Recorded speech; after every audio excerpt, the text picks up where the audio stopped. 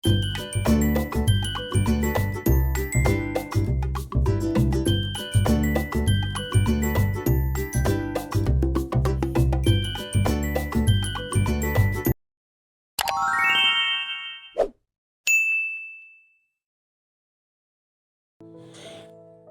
বন্ধুরা, welcome to my YouTube channel Meena kitchen blog. আমি মিনা চলে আসলাম তোমাদের কাছে আর একটা রেসিপি নিয়ে।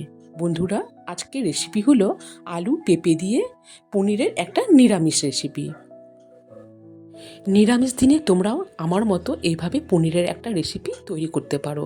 তাহলে চলো বন্ধুরা, তোমরা প্রথম থেকে শেষ পর্যন্ত দেখতে থাকো আমি এই রেসিপিটা কিভাবে বানিয়েছি। এইখানে দেখো বন্ধুরা, একটা গোটা পেঁপে আমি নিয়েছি। তো এই পেঁপেটার আমি অর্ধেক অংশটা কেটে নিয়েছি। এই দেখো, এভাবে আমি পিস করে কেটে নিয়েছি।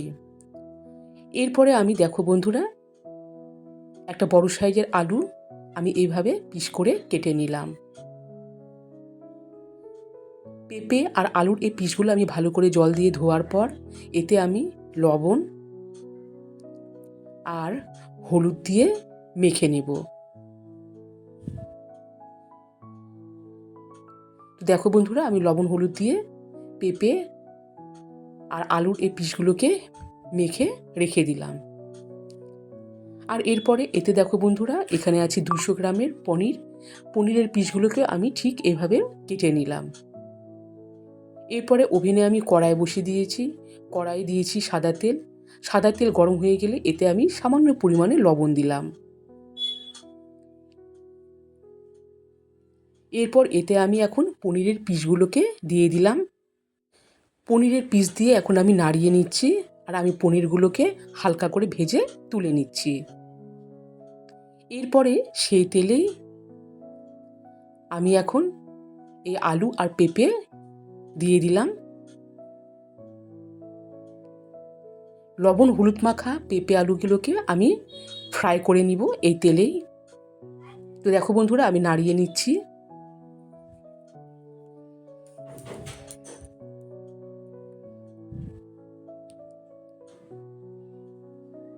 এদিকে আলু পেঁপেগুলো ভাজা হয়ে গেল, আমি তুলে নিচ্ছি।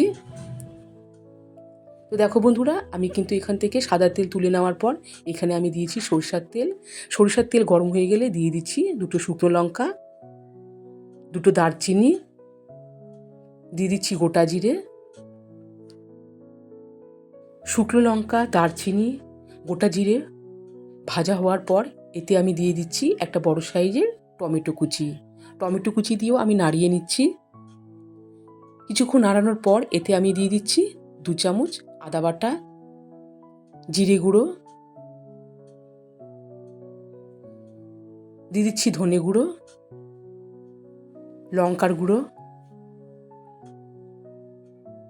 স্বাদ অনুযায়ী লবণ, দিয়ে দিচ্ছি হলুদ, আর সামান্য পরিমাণ জল দিয়ে এখন আমি মশলাটাকে ভালো করে কষিয়ে নিব।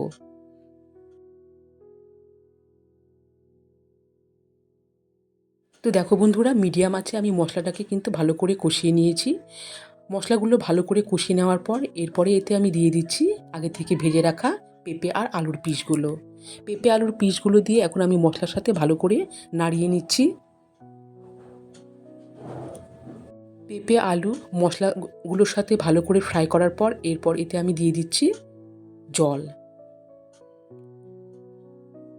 জল দিয়ে আমি নাড়িয়ে নিচ্ছি।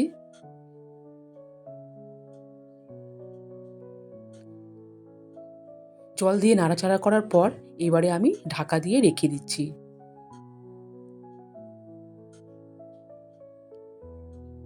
সো গাইস, দেখো আমি কিছুক্ষণ পর ফিরে আসলাম।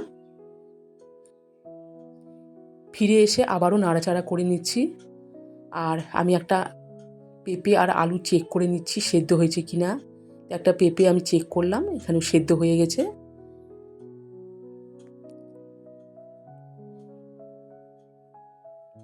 এরপরে আমি আগে থেকে ভেজে রাখা পনিরের টুকরোগুলো দিয়ে দিলাম।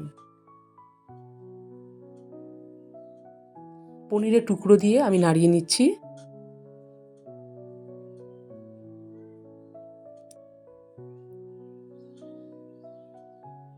তো দেখো বন্ধুরা, প্রায় মিডিয়াম আঁচে আমি 7 মিনিটের মতো ফোটানোর পর এতে আমি দিয়ে দিচ্ছি চিনি আর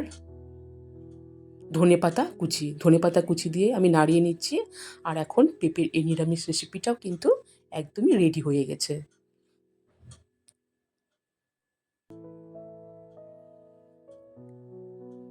তো বন্ধুরা, আমি সার্ভ করে তোমাদের কাছে নিয়ে আসছি। এই দেখো। তো গাইজ দেখো, নিরামিষ পনিরের এই রেসিপিটা আশা করছি তোমাদের অবশ্যই ভালো লাগবে।